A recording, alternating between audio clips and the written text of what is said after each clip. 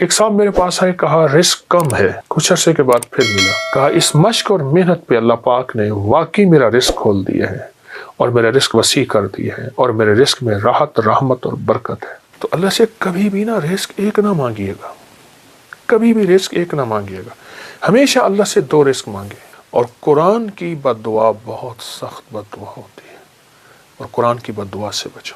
ہمیں دنیا کی کائنات کے خزانے مل گئے، رزق روحانی نہ ملا، ہم کنگلے ہیں، ہم یتیم ہیں، ہم مسکین ہیں، ہم مفلس ہیں، ہم در بدر ہیں، ہم فٹ پاتیے ہیں، ہمارے پاس کچھ نہیں ہے، اور ہمیں رزق روحانی مل گیا تو انشاءاللہ ہم کامیاب ہیں۔ فرمائے جو بندہ اللہ کی رضا کے لیے اپنی آنکھوں کو بھوکا رکھے، یعنی اللہ نے جہاں کہا وہاں دیکھے، کانوں کو بھوکا رکھے، اللہ نے جو سننے کے لیے نہیں دیا نہ سنے، اپنے پیٹ کو بھوکا رکھے یعنی روزہ رکھے، اپنے قدموں کو بھوکا رکھے، اپنے ہاتھوں کو بھوکا رکھے، اپنے جذبوں کو بھوکا رکھے، ہاں جذبوں کو بھوکا رکھے، اندر کی طلب، اندر کے جذبے، اندر کے ولولے، اندر کی سوچ، اندر کی کیفیتیں کیا ہیں، اپنے جذبوں کو بھوکا رکھے، اپنے کانوں آنکھوں کو بھوکا رکھے، اپنے پیٹ کو بھوکا رکھے۔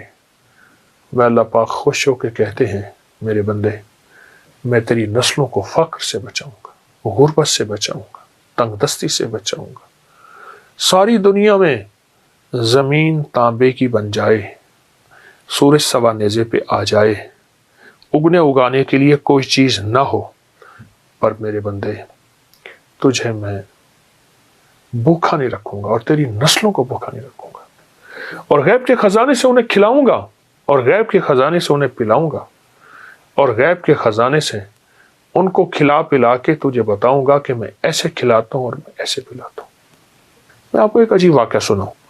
ایک صاحب میرے پاس آئے، کہا رزق کم ہے، میں نے کہا اپنی نظروں کو پاک رکھ، اپنے کانوں کو پاک رکھ، اپنے جذبوں کو پاک رکھ، اپنے تنہائیوں کو پاک رکھ۔ مجھ سے کہنے لگا ہو گیا، کوئی وظیفہ بتائے۔ میں نے کہا یہ بہت بڑا وظیفہ ہے، اور اس میں مشق کرنی پڑتی ہے، اور اس میں محنت کرنی پڑتی ہے، اس میں بہت سارا کچھ جو ہے وہ نچھاور کرنا پڑتا ہے، اور بہت سی چیزیں چھوڑنی پڑتی ہیں اس ایک چیز کو حاصل کرنے کے لیے۔ چلا گیا، کچھ عرصے کے بعد پھر ملا، مجھ سے کہنے لگا بہت مشکل کام بتایا، میں تو اس کو آسان سمجھتا تھا، پر میں نے اس کی مشق کی ہے، اس پہ محنت کی ہے۔ تو میں نے اس پہ ملا کیا؟ کہا اس مشق اور محنت پہ اللہ پاک نے واقعی میرا رزق کھول دیا ہے اور میرا رزق وسیع کر دیا ہے اور میرے رزق میں راحت، رحمت اور برکت ہے۔ یہ کمال چیز ہے اور زبردست چیز ہے۔ اپنے جذبوں کو، اپنی تنہائیوں کو، اپنے وجدان کیفیات کو پاک کریں گے انشاءاللہ، نظروں کو صاف پاک کر کے اللہ سے رزق کی وسعت مانگیں گے اور رزق کی برکت مانگیں گے اور عافیت مانگیں گے، تو انشاءاللہ ہم دنیا میں بھی کامیاب ہوں گے اور آخرت میں بھی کامیاب ہوں گے۔ ہماری دنیا بھی کامیاب ہوگی، ہماری آخرت بھی کامیاب ہوگی، اور ایسی کامیابی ہوگی جس کو کوئی دنیا کی طاقت ناکام نہیں کر سکتی، جس کو اللہ کامیاب کرنا چاہے۔ اللہ سے دو رزق مانگنے ہیں، اے اللہ رزق روحانی بھی عطا فرما، رزق جسمانی بھی عطا فرما۔ لیکن مجھے دسترخوان مولا وسیع چاہیے، آقا وسیع چاہیے، کریم وسیع چاہیے۔ رزق روحانی کیا ہے؟ رزق جسمانی تو وافر مقدار میں ہمیں مل چکا ہے، رزق روحانی کیا ہے؟ یہ تسبیح، یہ ذکر، یہ اعمال، یہ تلاوت، یہ گناہوں سے بچنا، اس کی نافرمانی سے بچنا، کملی والے پہ درود و سلام، اور حضور کے آل و اصحاب سے محبت، یہ اولیاء کا ادب، یہ سارا رزق روحانی ہے۔ اللہ سے دونوں رزق مانگنے ہیں، رزق جسمانی بھی اور رزق روحانی بھی، اللہ سے دونوں مانگنے ہیں۔ دونوں رزق اللہ کے خزانوں سے لینے ہیں ہم نے، اور اللہ کے خزانوں سے دونوں رزق انشاءاللہ ملیں گے۔ عمر رضی اللہ تعالی عنہ کا ایک فرمان بتاؤں۔ آپ کا فرمان ہے، مجھے اس بات کا فکر نہیں کہ دعا قبول ہوتی ہے یا نہیں، مجھے تو اس بات کا فکر ہے میں کتنا وقت دعاؤں میں لگاتا ہوں، کتنا وقت دعاؤں میں لگاتا ہوں۔ اچھا، ہاتھ اٹھا کے دعا مانگنا ایک بہت بڑا عمل ہے۔ کچھ دعائیں ایسی ہوتی ہیں جو اللہ اور بندے کے درمیان ہیں، اور وہ دل کے اندر سے نکل رہی ہوتی ہیں، اور دل کی گہرائیوں سے نکل رہی ہوتی ہیں، وہ اندر کی کیفیتوں سے نکل رہی ہوتی ہیں، وہ اندر کے وجدان سے نکل رہی ہوتی ہیں۔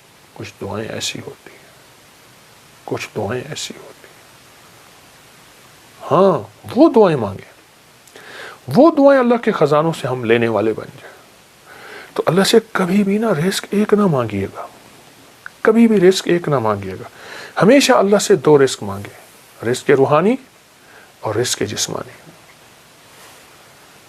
روحانی رزق آج تک نہیں سنا، وہ یہ ہے اچھا ہمارے گھر میں روحانی دسترخوان لگتا ہے، جسمانی دسترخوان تو لگتا ہے، ٹیبل پہ نیچے کہیں دسترخوان پہ لگتا ہے، کیا روحانی دسترخوان بھی لگتا ہے؟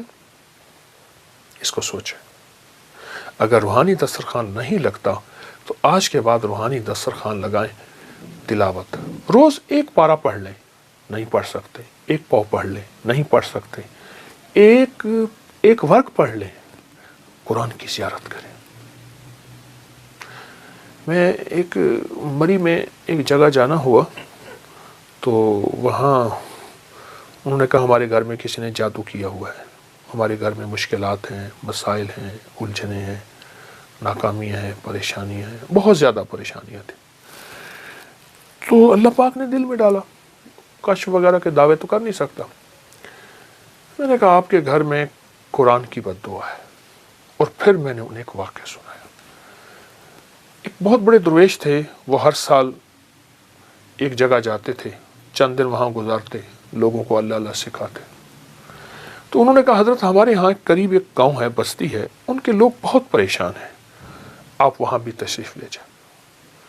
وہاں گئے تو واقعی پریشان تھے لوگ، گھروں میں بیماریاں، جھگڑے، طلاقیں، تکلیفیں، مشکلات، بندشیں، مسائل رزق کے، گھر کے، اولاد کے، بہت پریشان۔ حضرت نے وہاں سے وہاں پہنچے تو غور سے سارے نظام پہ توجہ فرمائی، دیکھا۔ تو آپ نے فرمایا تمہارے گھروں میں قرآن کی سسکیاں سن رہا ہوں اور قرآن کی بد دعائیں سن رہا ہوں، اور قرآن کی بد دعا بہت سخت بد دعا ہوتی ہے، اور قرآن کی بد دعا سے بچو۔ حیران ہو گئے کہ قرآن بد دعا دیتا ہے؟ فرمایا قرآن کی سسکیاں بھی ہوتی ہیں، قرآن کی بد دعائیں بھی ہوتی ہیں، اس سے بچو۔ ان پڑھ ہو، نہیں پڑھ سکتے، قرآن پاک اٹھاؤ، چومو، اور باوضو اور اس کی ہر سطر پہ پہلا کلمہ پڑھتے جاؤ، ہر سطر پہ پہلا کلمہ پڑھتے جاؤ۔ اور اگر پڑھے ہوئے ہو، ایک پارہ پڑھ لو، آدھا پارہ پڑھ لو، ایک پاؤ پڑھ لو، تھوڑا پڑھ لو، زیادہ پڑھ لو۔ میری درخواست یہ ہے اللہ سے رزق روحانی منوائیں، اللہ میری نسلوں کے لیے رزق روحانی عطا فرما۔ ہمیں دنیا کی کائنات کے خزانے مل گئے، رزق روحانی نہ ملا، ہم کنگلے ہیں، ہم یتیم ہیں، ہم مسکین ہیں، ہم مفلس ہیں، ہم در بدر ہیں، ہم فٹ پاتیے ہیں، ہمارے پاس کچھ نہیں ہے، اور ہمیں رزق روحانی مل گیا تو انشاءاللہ ہم کامیاب ہیں۔